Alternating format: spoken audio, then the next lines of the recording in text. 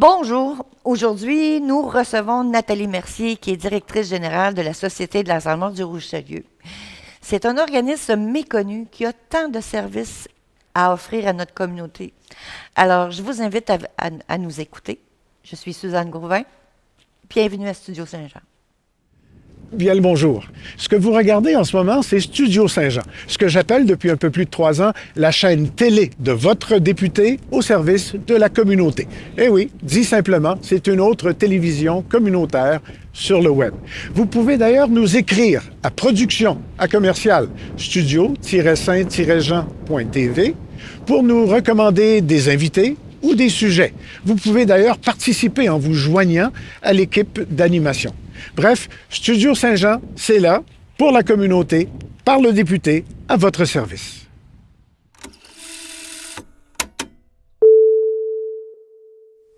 Bonjour, Madame Mercier. Bonjour. Ça me fait plaisir de vous recevoir à Studio Saint-Jean.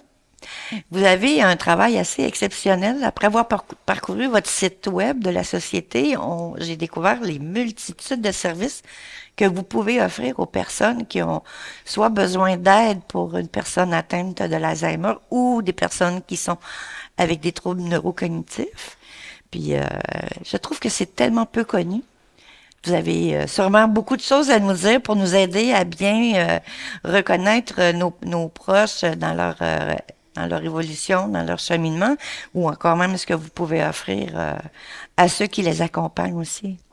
Effectivement, la Société Alzheimer du Haut-Richelieu propose plusieurs activités et services. On accompagne les proches aidants, mais on accompagne aussi les personnes atteintes. Donc, dans un volet personnes proches aidantes, nous allons offrir conférences, webinaires, des ateliers, des cafés-rencontres, des groupes de soutien, toutes sortes de moyens, d'outils pour que les gens retrouvent un peu des repères dans tout le cheminement de la maladie d'Alzheimer. Oui, parce que c'est pas évident pour les personnes qui sont aux côtés des personnes qui sont atteintes d'apporter le support. Et puis, je sais que pour bientôt, je vais suivre une formation avec vous pour aider un proche de ma famille qui est atteint de la maladie d'Alzheimer. Et puis, j'ai hâte parce que j'ai besoin d'avoir des outils pour faire les bonnes choses, puis de bien aussi réfléchir par rapport à l'approche. Et de bien comprendre aussi les étapes de la maladie. Oui. Oui, on parle d'étapes, de stades précoces, de stades intermédiaires, stades avancés de la maladie, mais le cheminement n'est pas nécessairement le même pour tout le monde. Selon quelle catégorie de troubles neurocognitifs dont la personne souffre, les répercussions vont être différentes. Alors, on peut pas avoir un modèle tout fait, tout prêt pour toutes les personnes atteintes, malheureusement. Faut les adapter. Faut les adapter. Certaines personnes atteintes vont vivre leur maladie en silence, très tranquille. D'autres vont être beaucoup plus explosifs, beaucoup plus expressifs. Certains vont avoir des troubles d'élocution ou auront de la difficulté à tenir une conversation, tandis que d'autres vont tomber dans un mutisme total. Vraiment, il y a des différences. Il n'y a pas un cas pareil. Non. Ça diffère. En fait, c'est neurologique. Donc, tout dépend comment ça fonctionne au niveau du cerveau, que la maladie se répand d'une façon ou d'une autre. On ne sait pas qu'est-ce que ça va toucher, qu'est-ce que ça va altérer.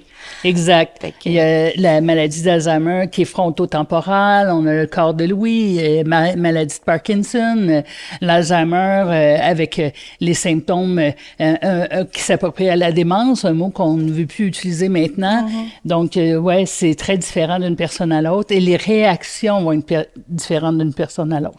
Puis là, dans ce que vous m'avez dit, vous parlez de café-causerie, ça s'adresse à qui? Les cafés-rencontres sont vraiment pour les personnes proches aidantes. Donc, c'est des rencontres sans sujet précis, il y a un horaire, bien entendu, parce qu'on veut se donner un lieu et une heure de rendez-vous, mais les gens peuvent venir ventiler, parler entre eux de ce qu'ils vivent, d'échanger des trucs et des conseils entre eux. Il y a une de nos formatrices qui est toujours présente, advenant un besoin ou une question particulière auquel on cherche une réponse, mais sinon, c'est un moment entre proches aidants, un moment où ils peuvent évacuer, ou même parfois partager des trucs ou des connaissances. Oui. ils savent qu'ils sont entre pairs qui vivent exactement la même situation. Donc, ils se sentent moins jugés. C'est pas évident, la maladie d'Alzheimer. Les gens pensent qu'on devient sénile, qu'on devient malade mental, mais c'est pas ça, la maladie d'Alzheimer. J'aime bien la comparer, moi, à une forme d'amnésie. Oui. C'est des cellules dans le cerveau qui ne se régénèrent pas, qui vont couper les mailles d'une chaîne. Je prends l'exemple de quelqu'un qui a à se brosser les dents. Mécaniquement, on sait qu'on doit prendre la brosse à dents, mettre du dentifrice, faire le mouvement, rincer la bouche, mais enlever une étape du processus. La recette ne tient plus. Ouais, voilà. Et c'est ça, la maladie d'Alzheimer, c'est qu'on enlève un maillon de la chaîne de commandement du processus qui fait que qu'est-ce que je suis supposée faire maintenant avec ça, cet outil-là que je tiens à la main? Ça sert à quoi? C'est quoi toute cette pâte visqueuse qui est sur ma brosse? Puis je sais plus ce que je dois faire avec. C'est ça, là, un petit peu, la maladie d'Alzheimer. J'ai lu aussi que vous faites aussi du service à domicile. Exactement. Le répit, c'est un service qui est très, très puissant, très reconnu à la Société Alzheimer du Haut-Richelieu. C'est un des services qui a le prix le plus d'ampleur à travers tout le Québec. Okay. On est très fort dans notre service de répit. On fait, oui, du répit à domicile, mais on fait aussi des centres d'activité. On en a maintenant 4, puisque tous ne peuvent pas venir nécessairement à Saint-Jean. On veut s'organiser pour être auprès des gens. Donc, on se rapproche d'eux par un centre d'activité à Richelieu, un autre à Saint-Bernard-de-la-Colle et un à Saint-Rémy, et notre 4e qui est bien sûr celui de Saint-Jean, situé du côté d'Iberville. Oui, OK. Puis, ce que j'ai trouvé super intéressant, c'est que vous dans votre mission, vous parliez de bienveillance. Oui. D'ouverture d'esprit, Oui. Autant, tout d'abord, quand on s'adresse à des proches aidants, on utilise le langage centré sur la personne. Donc, comme on disait tout à l'heure, ce n'est pas un même modèle pour chaque personne. Effectivement. Donc, il faut s'adapter selon chaque individu qui est face à nous. On doit faire face à des gens qui parfois vivent de la terre, d'autres vivaient dans une profession artistique, d'autres étaient des cols bleus, des cols blancs. Donc, il faut vraiment aller s'adapter à chaque individu. Quelqu'un qui aime la mécanique, ça peut être une réminiscence, un souvenir intéressant pour lui. Un autre qui aime cuisiner, si je lui parle de mécanique, si ça ne l'a jamais intéressé, il n'y aura pas plus d'intérêt soudain pour le sujet. Donc, on va s'adapter. On va s'adapter aussi dans la bienveillance selon l'attitude, selon comment se sent la personne aujourd'hui. On se lève le matin, des fois, on est mauvaise humeur, on ne sait pas pourquoi. On se sent euphorique, d'autres fois, puis on ne sait pas plus pour quelle raison. Une personne qui est atteinte va continuer de vivre ces sentiments-là, mais bien souvent ne peut plus les exprimer, ne peut plus savoir pourquoi. On a toute notre tête, puis on ne le sait pas. Imaginez, on en a perdu des bouts, puis on peut encore moins. Donc, il se peut que ce matin, on ait envie de faire quelque chose, mais que le lendemain, que ça ne nous intéresse plus. C'est très déstabilisant pour les personnes qui les côtoient. Je parle de membres de famille ou même de conjoints ou conjointes qui côtoient les personnes atteintes. C'est pour ça que je trouve que l'Alzheimer est utile pour aider ces personnes-là à mieux comprendre comment ça fonctionne, puis comment on peut les aider, puis devenir peut-être plus aidant encore dans la compréhension de la personne, de son évolution. Effectivement, vous employez tout à l'heure le mot bienveillance, ben c'est ça aussi. On peut pas se battre contre la maladie. Non. On gagnera pas, c'est impossible. Par contre, d'apprendre à vivre avec, ça c'est possible. Hein? Il y a beaucoup de proverbes qui disent c'est pas ce que j'entends qui est important, c'est comment j'interprète ce que j'entends, mais c'est un peu la même chose ici. Une personne décide qu'elle veut pas porter son manteau en hiver, ben vous pouvez vous obstiner de midi à 14 heures. Si la personne a décidé qu'elle ne mettrait pas son manteau, forte chance que vous ne gagnerez pas. Mais qu'est-ce qui vous empêcherait sortir avec la personne, puis de lui faire saisir à elle-même, par bienveillance, dire « As-tu froid? » Si la personne dit « Non, je n'ai pas froid », il n'y a pas de règle écrite ou non écrite nulle part qui oblige une personne à mettre un manteau. C'est le froid, là. Il n'y a pas un humain qui va se laisser mourir. Il va savoir que, avec ça sur les épaules, je me sens mieux. Je sais pas c'est quoi. Je sais pas que j'ai une obligation de porter un manteau en hiver, mais je suis mieux. Donc, toute l'empreinte positive qu'on laisse par nos paroles, nos gestes vont faire une très grande différence dans le cheminement. C'est important de bien entourer les personnes, de nos proches, qui sont un peu démunis par rapport à ce qui arrive. Parce que pour le vivre en ce moment, puis pour l'avoir vécu aussi avec d'autres proches de ma famille, c'est demandant à l'aidant de voir la personne dans l'état où elle est. En fait, c'est plus vraiment, mettons, on parle de père ou mère ou frère ou fils ou c'est plus la personne qu'on a connue auparavant, elle est devenue quelqu'un d'autre, il faut apprendre à la connaître puis à travailler avec elle. Exactement. La maladie d'Alzheimer, c'est aussi de perdre ses souvenirs les plus récents. Une situation qui va être souvent très blessante dans les familles, c'est que les parents ne reconnaissent plus leurs enfants.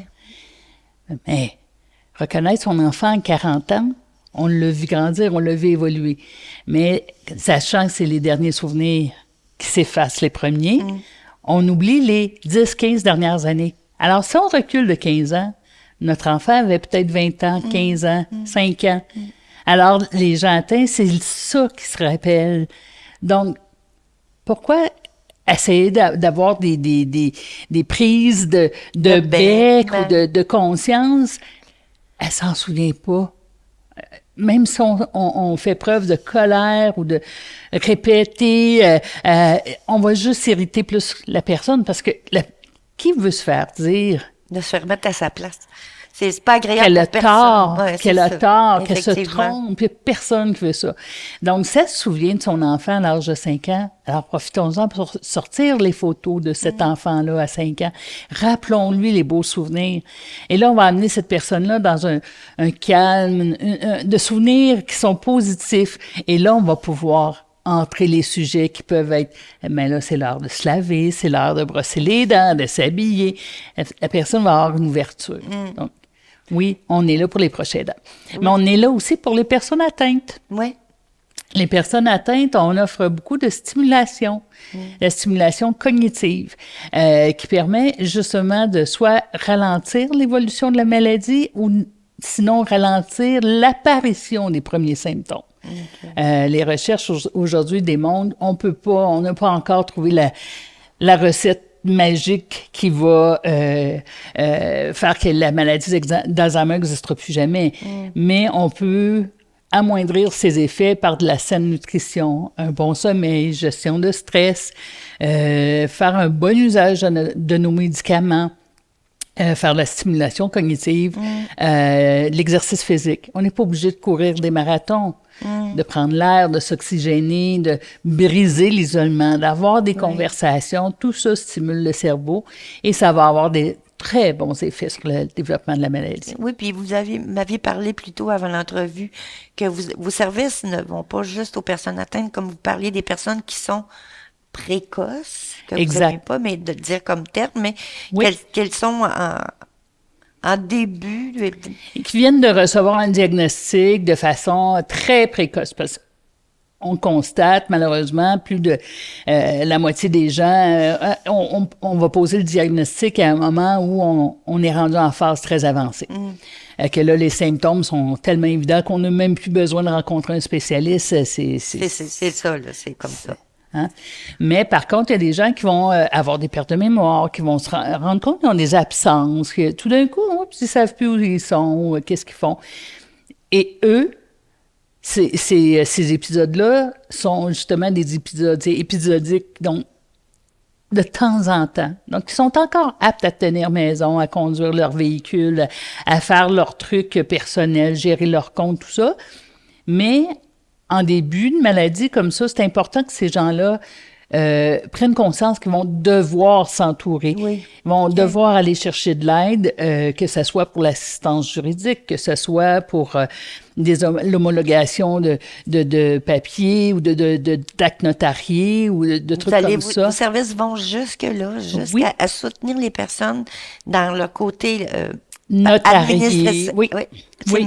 C'est sûr que nous ne sommes pas des notaires. Nous, on dirige vers des bonnes ressources. Nous avons des partenaires d'affaires qui travaillent avec nous, donc on est plus enclin à les diriger vers eux, mais il n'y a pas de favoritisme. Quelqu'un qui voudrait être référé vers différents notaires, on va trouver tout le bottin des notaires du Haut-Richelieu pour que la personne puisse faire ses démarches et trouver la personne qui lui convient. C'est fantastique.